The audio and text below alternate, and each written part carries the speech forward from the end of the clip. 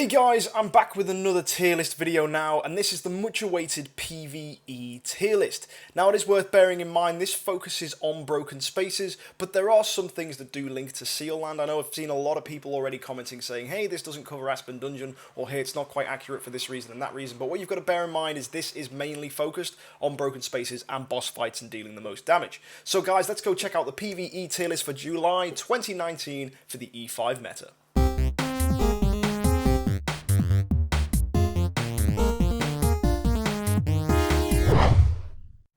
So at the top of the list, guys, we find multiple copies of Scary, and this is because Scaries buff other copies of Scary.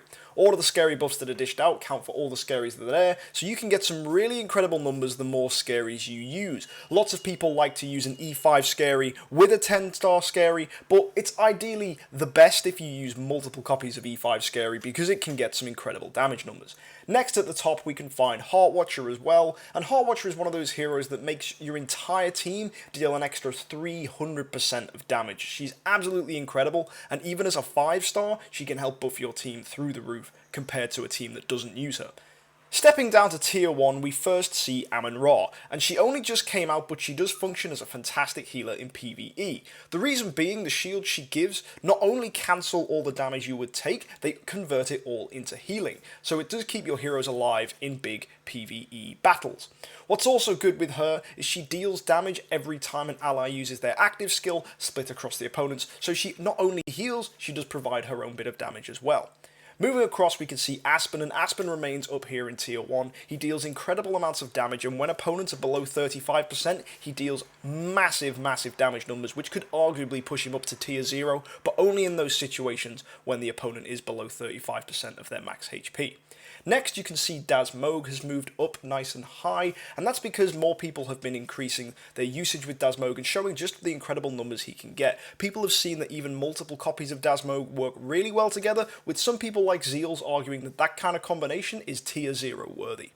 Next we've got Asmodel, who dishes out numerous crit marks to the opponents, and with these crit marks he is able to deal an incredible amount of damage when anyone crits against the opponent. Asmodel's damage is nothing to shy away from, he is certainly one of those big damaging heroes. Next we've got Belrain, and that's because she can heal your team and also provide attack buffs for your units. With the new broken spaces coming out, I do imagine that Belrain's healing will be a necessary addition to many teams, and if it's not enough, we've always got Ormus coming on later. We've got Penny as well in tier 1, who deals a massive amount of damage from a single target burst, and when she crits, that deals into extra damage spread across the opponents. She also has damage over time, can protect herself from CC, and reflect damage back at opponents. If there's any hero that was perfectly built for PvE, it's definitely Penny. Next we've got Sigmund, and Sigmund has an interesting damage over time with a counter-attack as well, which causes eventually some really good damage numbers, especially when used with Hartwatcher. What makes him exceptionally good is he's able to strip away opposing armor, so if you're not using a hero like Cruz or Lutz who already do that, Sigmund is fantastic for removing that armor and increasing the overall damage of your team.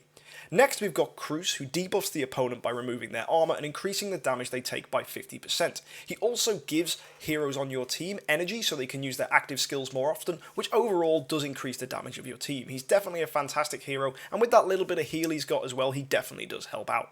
Finally in tier 1 we have Horus, who has fantastic burst and damage over time and buffs himself as the rounds go on. He's certainly a great hero, and when he blocks he deals damage back at the opponent. If used correctly and against some certain enemies, he can be one of the top damage dealers on your team.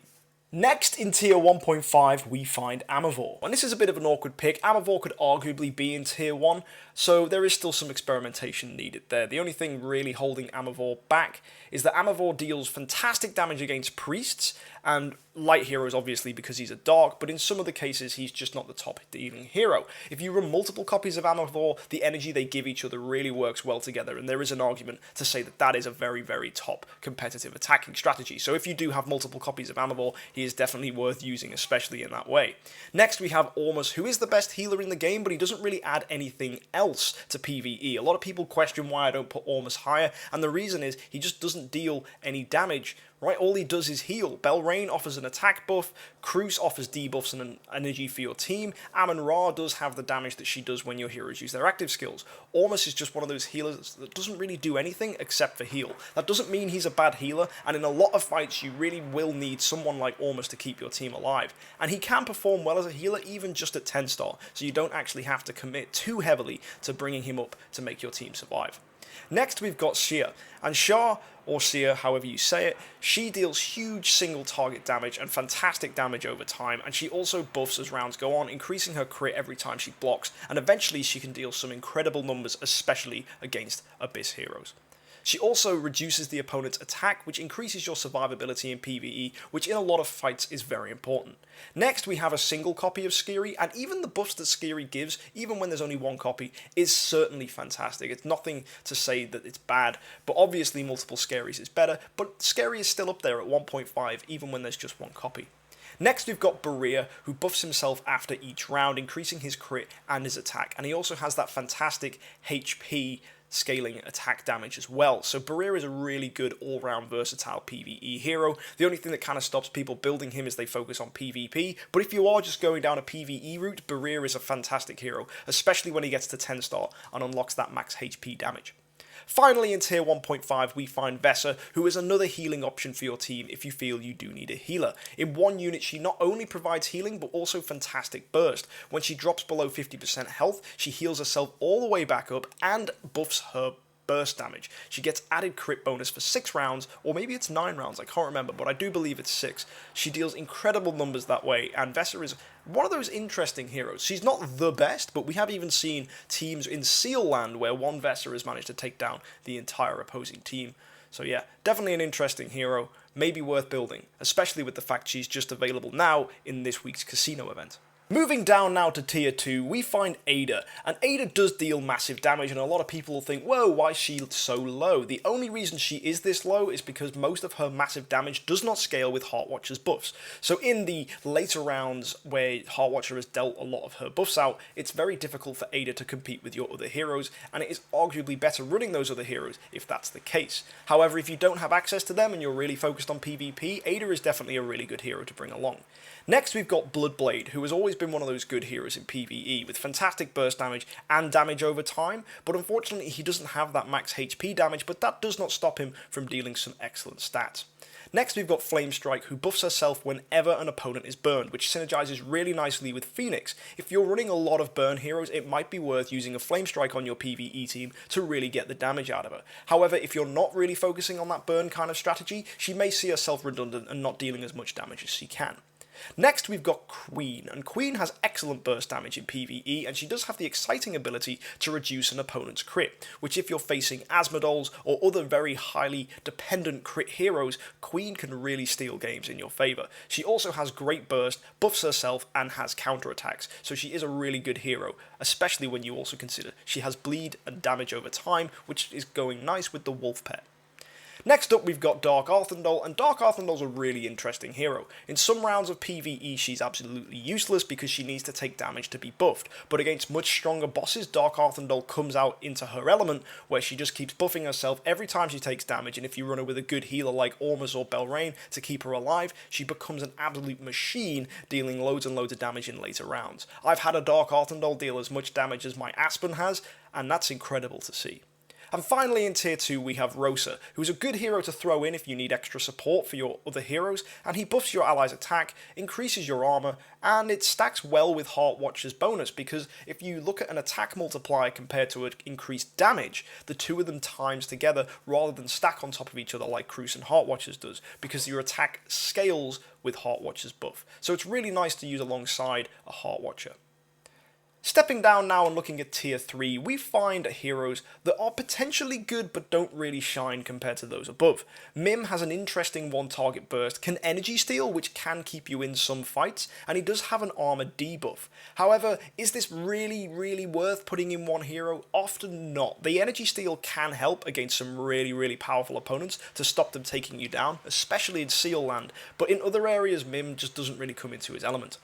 Next we've got Faithblade, who has reliable 2-target burst, but unfortunately differently from Amavor, he lacks that max HP damage, which can make him deal a lot of damage if he had it. And because he only gets his energy bonus when heroes die, it kind of goes unused in PvE, so we don't really get to see the full element of Faithblade. Next, we've got Bade. And Bade's one of those funny heroes where he could potentially deal incredible amounts of damage, but because his damage is based on RNG, it's very difficult to expect a Bade to do much. I don't feel comfortable recommending Bade, but some people like to use him, mainly just for the memes. But he can deal some serious damage in PvE, it just depends how lucky you get. Next we've got Jara, and she deals a reliable amount of burst and provides poison which synergizes nicely with Snake. If you build her for crit or attack, she can do some really good damage, but arguably she's not the best and there are better heroes to have on your team. Next up we've got Valentino, and he's an interesting one. Lots of people don't expect a CC hero to be able to deal damage, but if you do build him for attack, his overload ability whenever your teammates use skills causes a burst on your opponents, and that does not just CC, it does cause damage. So Valentino can be a really nice damaging hero if you build him for attack and then put him in PvE. Next up we've got Dantalion, and Dantalion is a very interesting hero with good self-sustain, reliable burn which synergizes with Phoenix, and he does do extra damage versus warriors, which means in warrior battles in PvE he's arguably tier 2, tier 1.5, but unfortunately he's not all round because he doesn't have bonuses for other types of classes. Still, he's a good damage over time hero, and if you do want to run Dantalion, I would definitely recommend him. He is probably one of the better tier 3 heroes on this list. Next up we've got King Barton, and King Barton's counterattack can potentially do a lot of damage. The more opponents you're facing, the more times he'll counter, and the more damage he'll do because he hits all opponents with his counter. However, against smaller enemies in PvE, where you're only facing 1 or 2 bosses, King Barton doesn't really shine as much as he could do, so it's recommended you run him against busier amounts of opponents. Starlight is an interesting hero because she does have massive damage from her active skill, and when heroes die she buffs herself. So if you're in an early game stage where you can't really exploit PvE, it might be worth letting a few buffers happen and then die, and then letting Starlight deal as much damage as she can. However, running a team designed to die is arguably not as good as just running a team full of DPS heroes. That's not to say Starlight is bad, but she does kind of drop off as you get towards the end of endgame.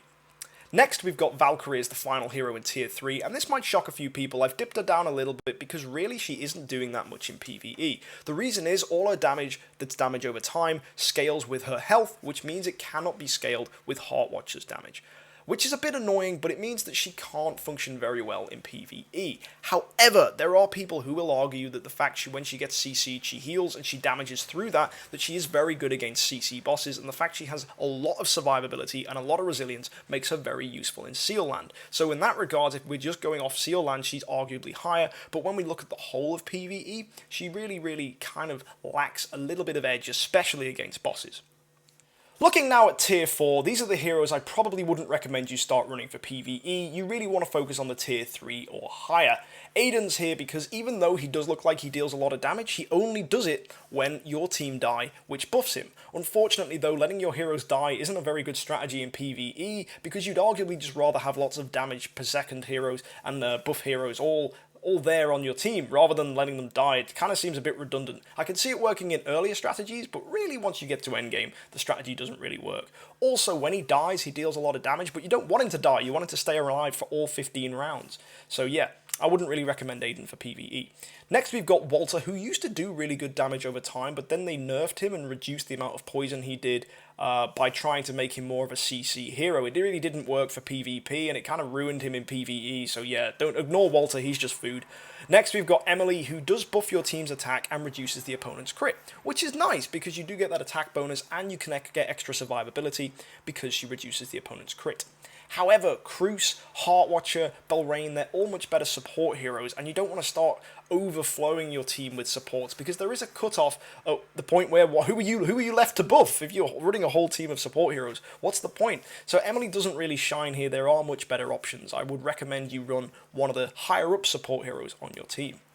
Next we've got Cthulhu, who deals interesting amounts of burn and bleed damage, but this is triggered by turning all the burn and bleed damage that's happening on the opponent currently into one big amount of damage. Unfortunately, in PvE, you do want the battles to last for round 15, so what's the point on speeding up any burn bleed damage? It kind of doesn't really make sense. It can potentially work with heroes who do have longer burn and bleed that last 6 rounds or so the ones they put on round 14, round 15 can be ended immediately to deal an extra bit of damage. So potentially Cthulhu does have a place if used alongside a very specific burn bleed team, probably running someone like Flamestrike and Sigmund to really exploit these abilities. But other than that, I don't really see Cthulhu having a place.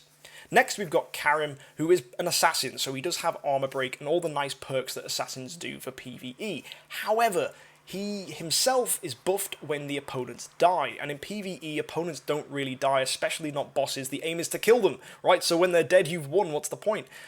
So unfortunately, Karim doesn't really see a place higher up the list. He does, however, have attack steal, which can increase your survivability, but for that alone, it's probably not worth running him on your team.